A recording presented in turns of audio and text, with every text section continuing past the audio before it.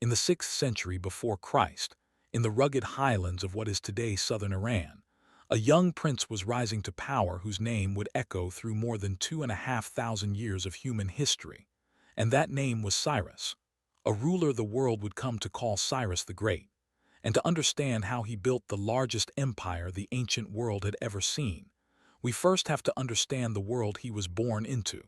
a world dominated by older, crueler powers. Chief among them the Assyrian Empire, which for centuries had terrorized the Near East with iron weapons and merciless campaigns of conquest, burning cities, deporting entire populations, and ruling through sheer terror,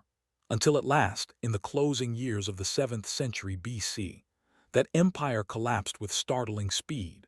torn apart by an alliance of rebellious Babylonians and the horse-riding Medes who lived in the Zagros Mountains, and in the vacuum left behind.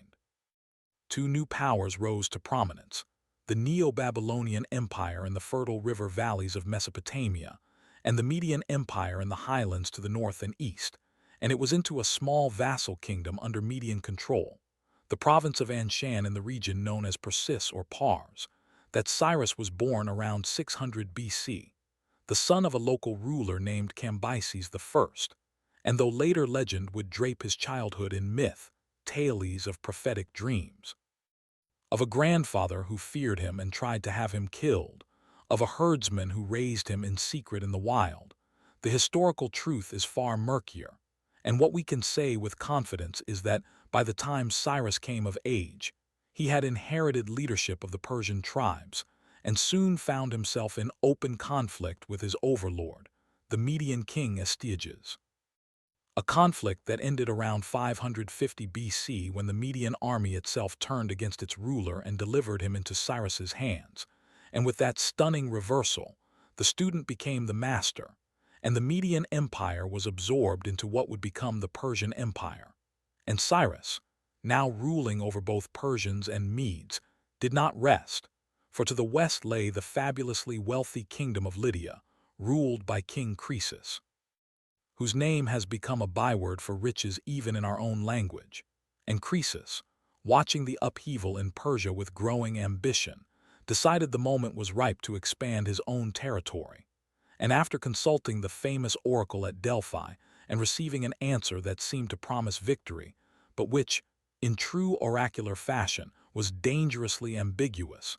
he marched his armies east and clashed with Cyrus in an inconclusive battle before retreating for the winter,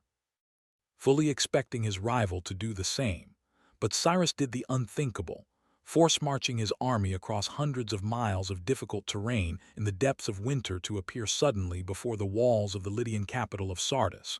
where, in the battle that followed, Cyrus is said to have used a clever tactic,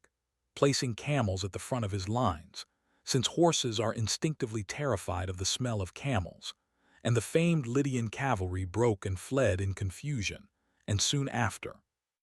the seemingly impregnable citadel of Sardis fell as well, when a Persian soldier noticed a Lydian defender climbing down an unguarded cliff face to retrieve a dropped helmet and realized this forgotten path could just as easily be climbed up. And with the fall of Sardis, the wealth of Lydia, and the Greek cities of Ionia along the Aegean coast which had been under Lydian control, passed into Persian hands, and Cyrus's empire now stretched from the Aegean Sea in the west toward the heart of Mesopotamia. And it was Babylon itself, the greatest city in the world at that time, with its towering walls and its famous hanging gardens, that became his next target, though remarkably, when Cyrus's forces arrived in 539 BC. The city fell with barely a fight, in part because the reigning Babylonian king, Nabonidus, had alienated his own priesthood and population through years of religious eccentricity and long absences from the capital. And Cyrus, ever the shrewd politician, did not present himself as a conqueror trampling a defeated people, but rather as a liberator restoring proper order and honoring the god Marduk whom Nabonidus had neglected, a piece of political theater immortalized in the famous Cyrus Cylinder, an inscribed clay artifact often cited today as one of the earliest known declarations of religious tolerance. And it was around this time that Cyrus issued his celebrated decree allowing the Jewish people, who had been forcibly exiled in Babylon since Nebuchadnezzar's conquest decades earlier, to return home to Jerusalem and rebuild their temple, an act of mercy that would earn him a uniquely honored place in the Hebrew Bible, where he is referred to in remarkably reverent terms. And by the time of his death around 530 BC, reportedly while campaigning against nomadic peoples on the empire's northeastern frontier.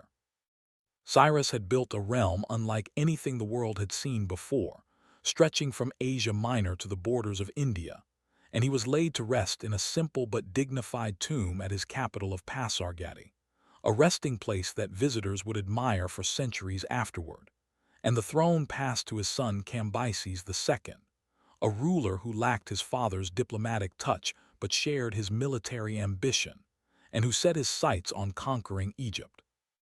A campaign he successfully completed in 525 BC, becoming the first Persian pharaoh, though ancient Greek sources, particularly the historian Herodotus, paint a picture of Cambyses descending into cruelty and even madness during his time ruling Egypt,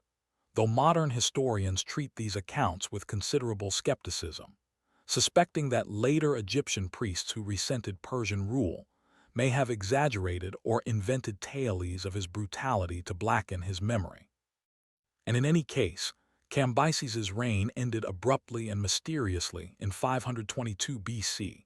dying under circumstances that remain disputed to this day, whether from an accidental wound, illness, or possibly foul play. And in the chaos that followed, a usurper claiming to be Cambyses's brother Bardia seized the throne, only to be overthrown within months by a distant relative of the royal family named Darius, who would go on to become one of the most consequential rulers in Persian history. And Darius I,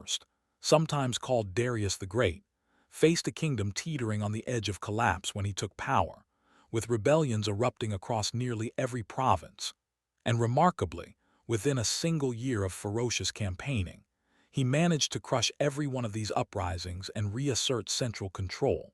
a triumph he commemorated in one of the most important inscriptions in ancient history. The great trilingual carving at Mount Behistun, chiseled high into a cliff face overlooking the royal road, which would later prove crucial to modern scholars in deciphering the ancient cuneiform script. And having secured his throne, Darius set about transforming the empire into something far more organized and durable than a loose collection of conquered territories, dividing his realm into provinces called satrapies, each governed by an appointed satrap who collected taxes and maintained order while reporting back to the king. And to bind this vast territory together, Darius commissioned the construction of the royal road, a marvel of ancient infrastructure stretching some 1,500 miles from Sardis in the west to Susa in the Persian heartland, complete with way stations for messengers on horseback who could relay news across the entire breadth of the empire in a matter of days rather than months, an achievement that left even the Greeks, who considered themselves cultured and advanced, thoroughly impressed. And Darius also standardized coinage, issuing gold coins called darics that would circulate throughout the Mediterranean world, and he began construction of a magnificent new ceremonial capital at Persepolis, a city built not primarily as a place of everyday governance, but as a stunning architectural statement of imperial power, its grand staircases and audience halls decorated with relief carvings depicting representatives from every corner of the empire bringing tribute to the Persian king, Medes and Elamites, Babylonians and Egyptians, Indians and Scythians, all shown in their distinctive native dress, a visual celebration of the astonishing diversity that Persian rule had brought under one crown. And it was under Darius that Persia first came into serious conflict with the small but fiercely independent city-states of mainland Greece, a conflict sparked when the Greek cities of Ionia, under Persian control since the days of Cyrus, rose in revolt around 499 BC with limited support from Athens and Eretria,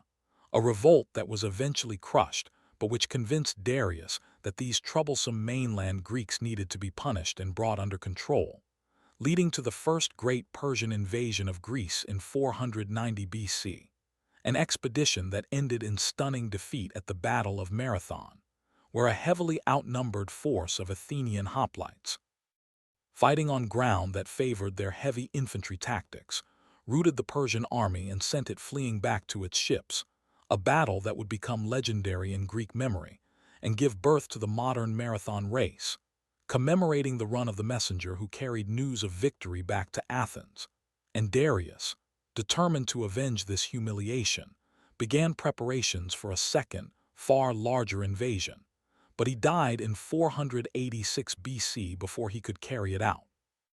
leaving the task to his son and successor Xerxes I,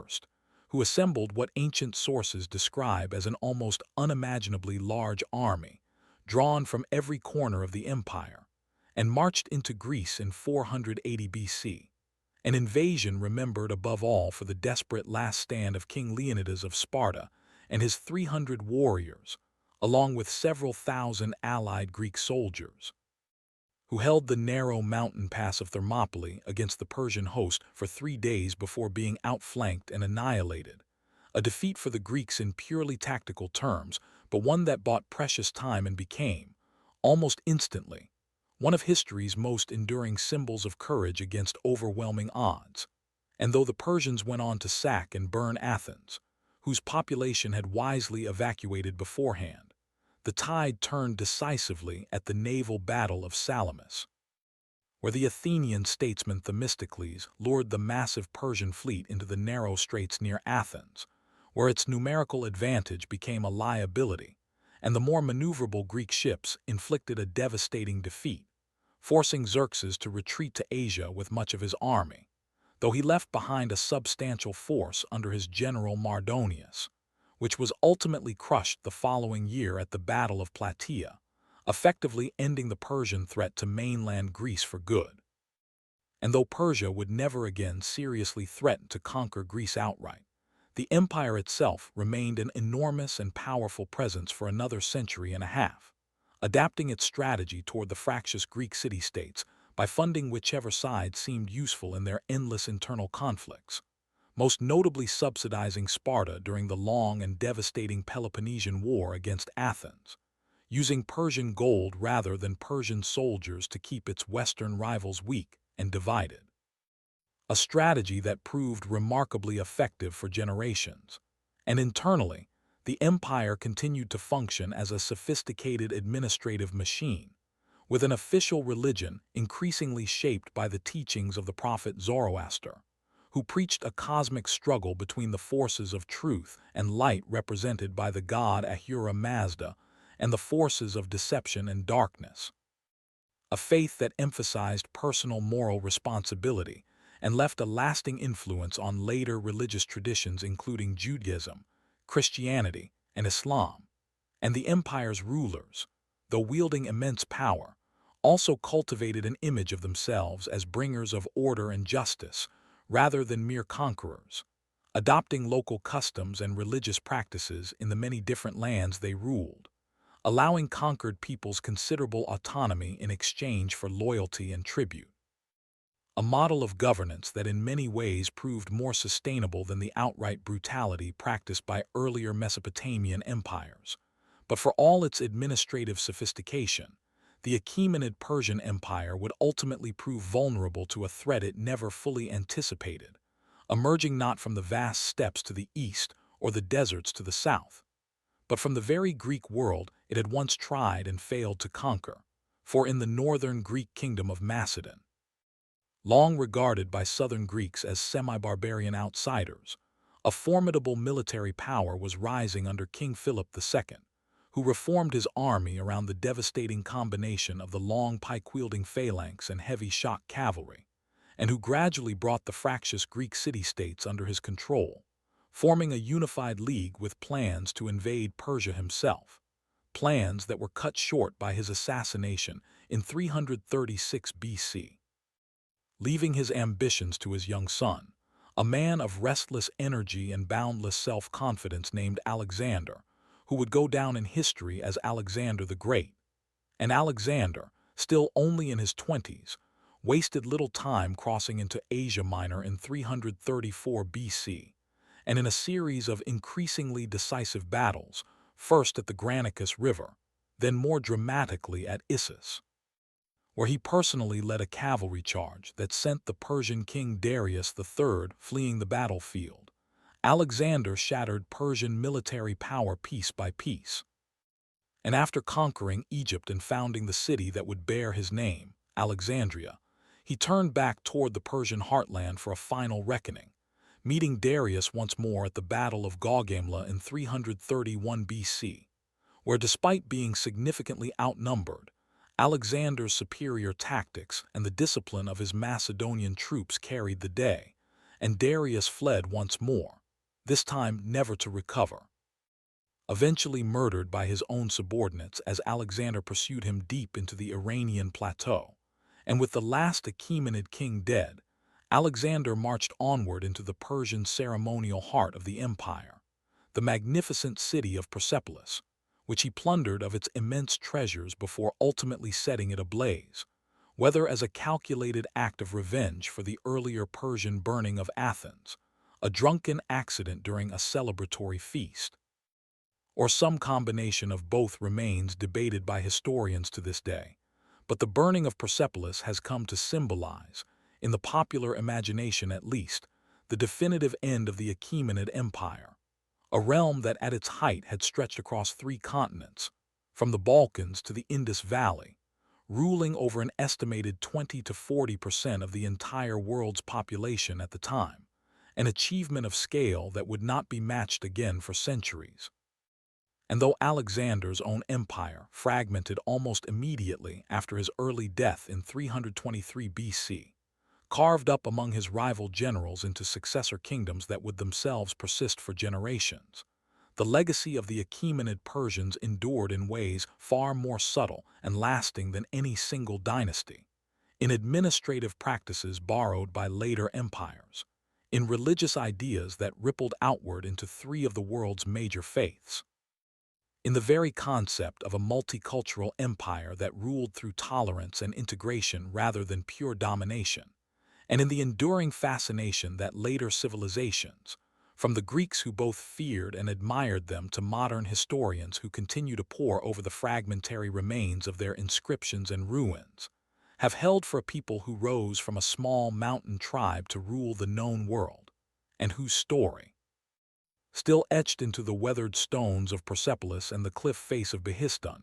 continues to remind us that even the mightiest empires are, in the end, subject to the same forces of time, ambition, and chance that shaped their rise.